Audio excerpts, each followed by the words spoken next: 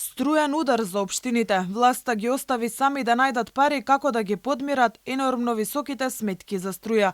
ЗЕЛС тврди дека сметките на општините се шесткратно зголемени, бидејќи уште на почетокот на енергетската криза добавувачите на струја еднострано им ги раскинале договорите поради енормниот раст на цената на светскиот пазар.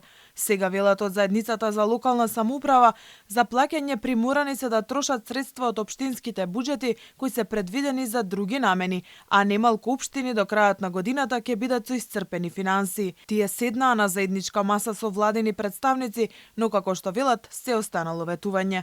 Наспроти тоа, во континуитет следеа јавни обвинувања кон општините, па дури и регулаторната комисија за енергетика се дрзна и ги обвини општините дека се директни виновници за покачувањето на електричната енергија за домакинствата, што апсолутно беше целосна дезинформација. Од владата финансиска поддршка побараа јавните предпријатија, односно водовод и канализација, но Бетики денеска им порача за помош да се обратат кај локалните власти.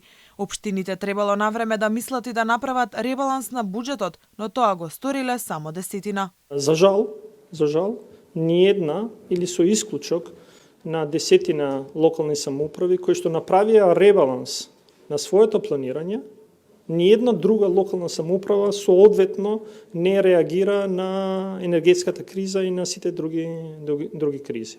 Не можеме да кажеме дека владата е таа која што секогаш треба да ја превземе одговорноста од некого заради несоодветно